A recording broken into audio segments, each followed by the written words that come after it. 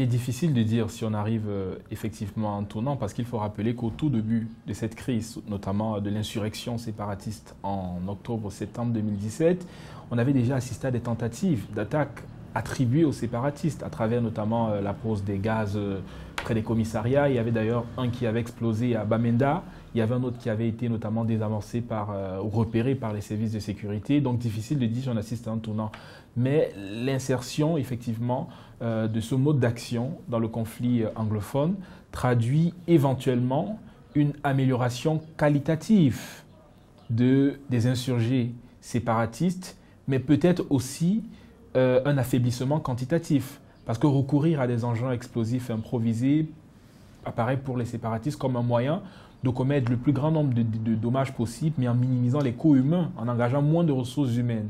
Donc ça peut être le fait aussi d'un affaiblissement numérique des séparatistes qui font en sorte justement qu'ils recherchent une expertise alternative qui leur permet de maintenir leur capacité de nuisance et donc se sont tournés effectivement vers ces engins explosifs improvisés qui posent son lot effectivement de victimes.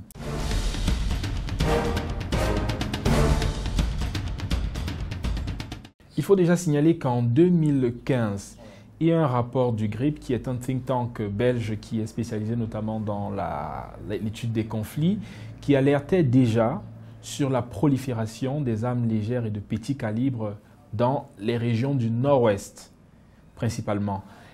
Ces rapports appelaient effectivement qu'il y avait une plus grande circulation de ces armes, mais il y avait également des fabricants de ces armes artisanaux qui étaient parfois utilisés aussi à des fins de chasse, etc. Mais il y avait une nette prolifération. Donc aujourd'hui, on peut dire que l'origine des armes résulte déjà d'abord de ce foyer qui a été propice à la prolifération d'armes des séparatistes, qui sont majoritairement des armes artisanaux. Mais il faut également signaler qu'il y a une réelle porosité des frontières entre le Cameroun et le Nigeria, laquelle porosité effectivement renforce la perméabilité de cette frontière et donc la circulation d'armes légères et de petit calibre, lesquelles armes proviennent également des mouvements insurgés qui sont présents dans l'ouest, dans le sud-ouest du Nigeria, qu'il s'agisse du MENT, mouvement pour l'émancipation du delta du Niger, ou encore des autres groupes séparatistes Igbo qui ont pendant longtemps alimenté l'insécurité dans le sud-ouest du Nigeria, dans le sud-est du Nigeria, pardon. Donc cette porosité facilite également la circulation d'armes. Et puis une autre partie des armes des séparatistes vient notamment du pillage des entrepôts de l'armée, lors notamment des attaques qu'ils ont menées parfois contre des commissariats, contre des gendarmeries. Ça leur a permis notamment de mettre la main sur les armes et du matériel de défense des services de sécurité camerounaises et donc de s'équiper de manière adéquate.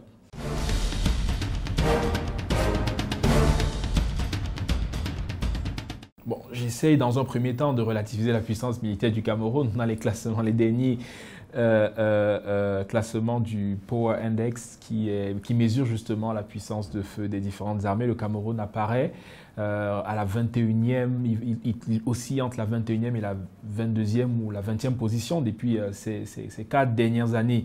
Mais bien entendu, quelle qu'en soit la puissance de feu de l'armée camerounaise, il n'en demeure pas moins vrai qu'elle est confrontée à une menace séparatiste. Rappelons déjà que le dernier rapport d'un think tank suédois de Stockholm, qu'on appelle le CIPRI, signale que le Cameroun figure déjà parmi les 5 pays qui achètent, pays d'Afrique subsaharienne qui achètent le maximum d'armes effectivement auprès des puissances occidentales, ce qui montre effectivement qu'une grosse partie des dépenses publiques est orientée notamment pour l'équipement du Cameroun. Mais le Cameroun fait face à une menace asymétrique qui a 2 atouts principalement. C'est que les insurgés qui combattent l'armée camerounaise ont 2 avantages. Le premier avantage, c'est qu'ils maîtrisent le terrain. Le deuxième avantage, c'est qu'ils ont le soutien parfois d'une partie de la population locale. Donc la population locale qui aujourd'hui parfois est aliénée, qui parfois a des reproches à faire à l'armée camerounaise pour des exactions présumées, a tendance effectivement à offrir aux séparatistes un vivier du recrutement et aussi un glacis protecteur. Et c'est ce qui complique l'assaut que les forces armées peuvent mener dans ce genre de conflits. Voilà, les conflits asymétriques qui correspondent exactement à la configuration du conflit dans les régions anglophones ne se gagnent pas à travers la puissance de feu, au contraire à travers la capacité des forces armées à conquérir le cœur et les esprits des populations. C'est ce qu'on appelle la stratégie du winning heart and mind, c'est-à-dire qu'il faut gagner l'adhésion des populations, montrer que la légitimité se trouve du côté de l'État et les associer notamment au dispositif de riposte, au dispositif de renseignement qui permet notamment de repérer les repères et les refuges des séparatistes et de priver ces séparatistes-là d'un tissu local dans lequel ils peuvent se dissimuler pour mener leurs opérations.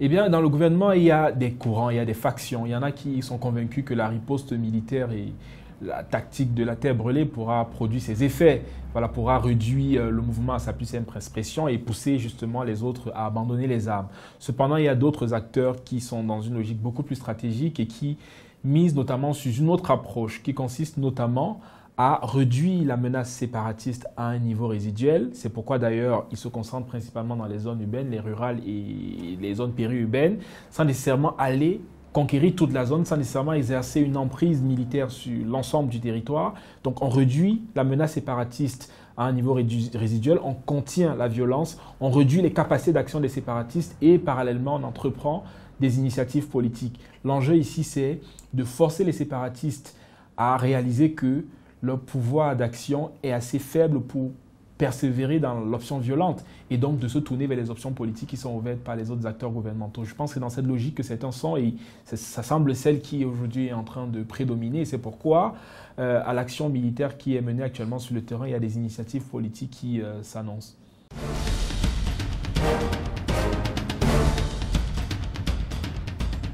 Il est quasi impossible, en tout cas les expériences antérieures sur d'autres foyers de conflit ont démontré clairement que les armées ne peuvent pas combattre une insurrection séparatiste juste à partir de leur puissance de feu.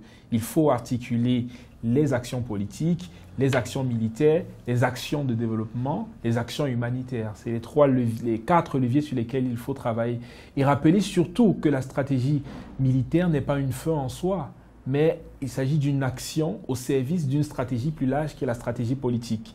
Puis les actions de développement permettent notamment de relever le niveau de vie des populations et de leur priver de raison pour justement se tourner vers les séparatistes. Les actions humanitaires permettent notamment de réduire la précarité des populations qui ont été déracinées de leur foyer, parce que lorsqu'elles sont déracinées, elles sont affaiblies, elles sont vulnérables au discours d'enrôlement des séparatistes. Donc il faut un appui humanitaire, une assistance efficace pour qu'ils se retrouvent dans l'État du Cameroun, pour qu'ils perçoivent l'État comme une force qui les protège et moins comme une force qui les opprime, et pour qu'il n'ait pas de motivation financière assez suffisante pour embrasser notamment le projet guerrier présenté par les séparatistes anglophones.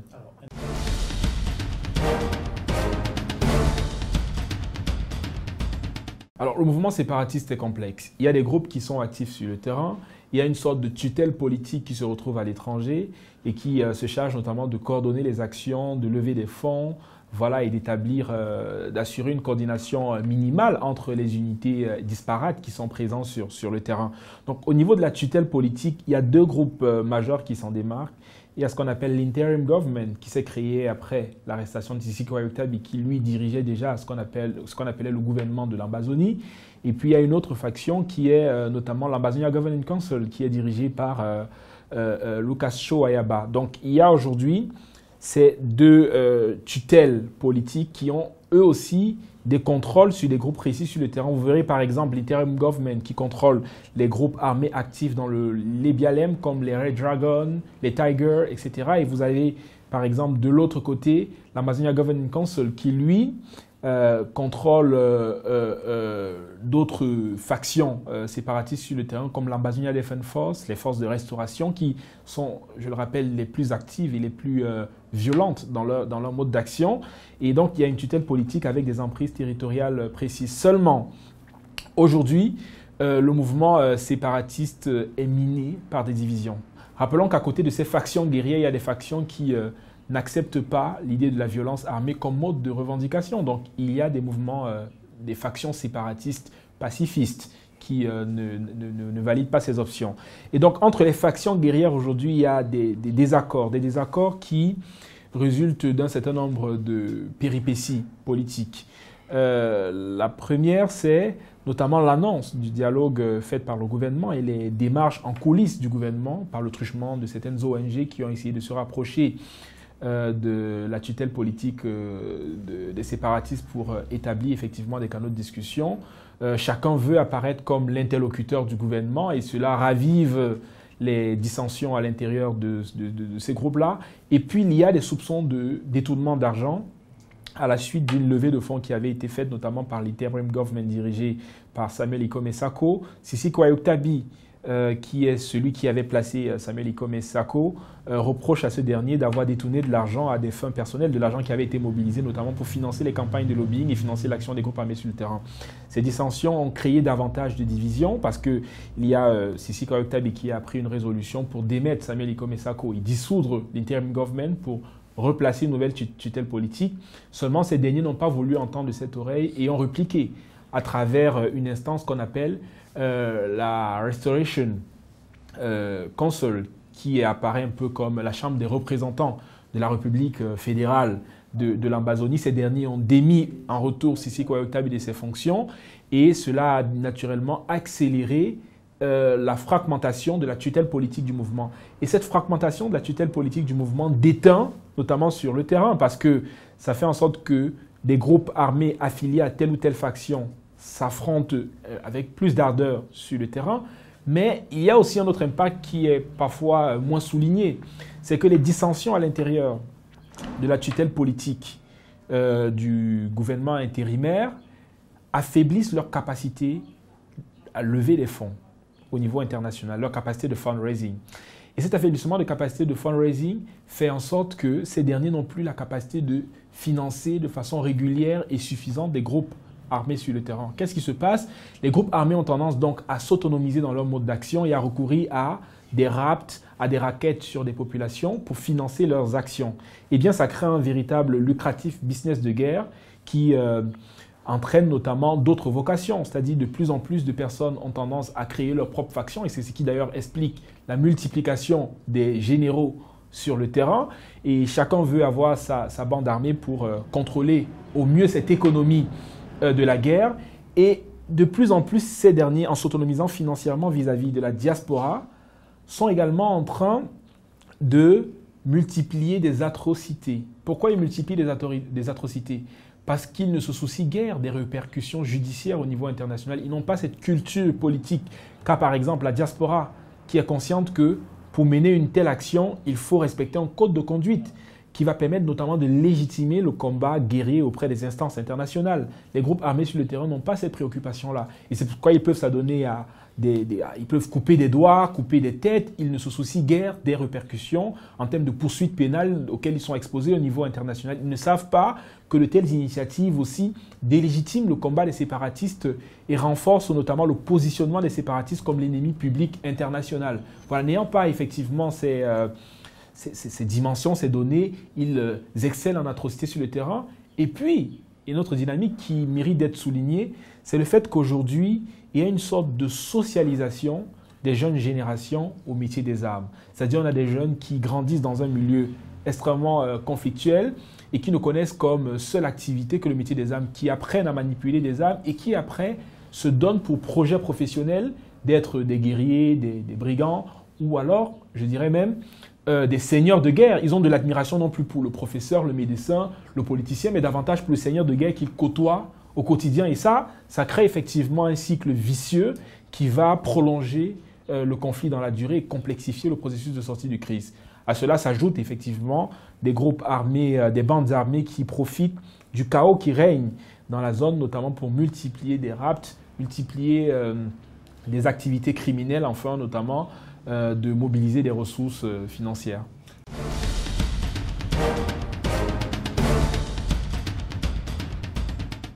Eh bien, aujourd'hui, il y a clairement une sorte de polarisation de la scène internationale entre plusieurs acteurs qui qui affichent des positions divergentes.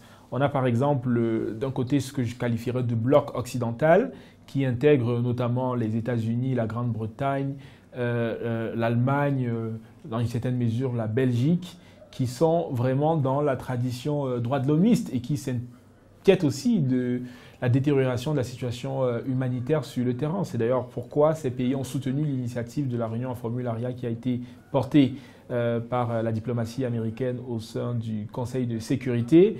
Et à côté d'eux, effectivement, il y a la France qui est dans une position relativement ambiguë, dont on a du mal pour l'instant à décrypter. Et puis, il y a effectivement la Russie et la Chine, avec quelques pays africains, dont la Guinée équatoriale, mais aussi l'Afrique du Sud et la Côte d'Ivoire, qui sont dans une logique purement souverainiste et qui s'opposent à toute initiative engagée au niveau international qui pourrait porter atteinte à la souveraineté du Cameroun.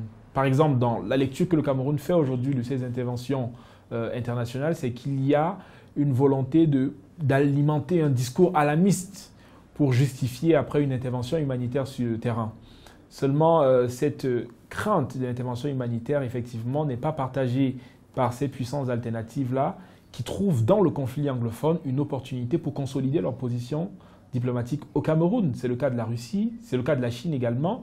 Mais les États-Unis, eux, sont vraiment dans une logique où ils veulent effectivement pousser le gouvernement à ouvrir le dialogue avec l'ensemble des composantes du mouvement anglophone, la composante séparatiste, la composante fédéraliste et la composante aussi unioniste, parce qu'il existe dans la communauté anglophone ceux qui sont favorables au maintien du statu quo, c'est-à-dire de l'État unitaire. Donc voilà, il y a les Américains qui mènent ces initiatives, il y a les Chinois et les Russes qui s'y opposent, et il y a la France qui est dans un exercice d'équilibriste, et c'est à observer effectivement de près pour voir comment cette confrontation va évoluer.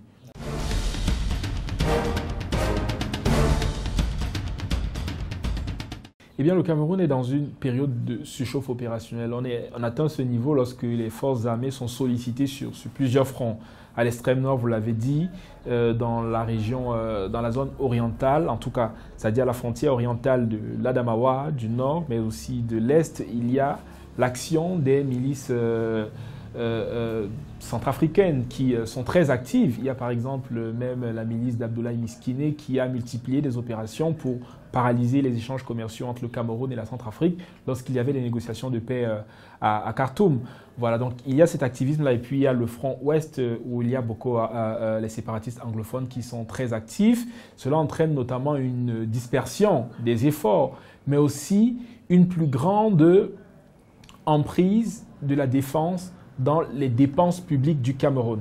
Alors, lorsque les dépenses militaires tiennent le haut du pavé dans les dépenses publiques et dans l'investissement public au Cameroun, cela effectivement entraîne un affaiblissement du financement public des autres secteurs. Donc, on a aussi parallèlement des services sociaux qui vont nécessairement se dégrader parce qu'il n'y a pas suffisamment de ressources à allouer dans ces secteurs et cela peut créer de nouvelles poches de mécontentement qui deviennent dans l'avenir des foyers d'insurrection, comme on l'a vu par exemple dans les autres régions. La deuxième crainte, c'est que le fait qu'il y ait plusieurs fronts qui ont éclaté au Cameroun ont fait en sorte que le Cameroun a été obligé de réaffecter les effectifs militaires déployés, notamment dans l'extrême nord, pour qu'ils renforcent effectivement les troupes dans les régions anglophones où l'insurrection est beaucoup plus vive. Et cela a créé effectivement un espace d'opportunités à Boko Haram, et c'est entre autres ce qui explique la résurgence de la faction de Boko Haram affiliée à l'État islamique dans cette partie du territoire. Parce que le Tchad est confronté à d'autres défis sécurité dans le nord pour contrer les groupes rebelles qui viennent du sud de la Libye. Le Cameroun a d'autres défis sécurité dans la partie méridionale. Le Niger a d'autres défis sécuritaires également dans son nord qui jouxtent notamment la Libye puisqu'il y a une présence islamiste observés dans ces régions. Donc, ils ont une attention détournée vers d'autres foyers d'insécurité qui fait en sorte qu'ils allègent le dispositif ou le maillage sécuritaire dans cet espace du bassin du lac Tchad et facilitent notamment le redéploiement des insurgés islamistes, notamment de la faction de Boko Haram affiliée à l'État islamique qui parvient à non seulement gagner le soutien local, mais à reconstituer son arsenal de guerre pour mener des initiatives ou des offensives d'envergure comme ce à quoi on a assisté la semaine dernière.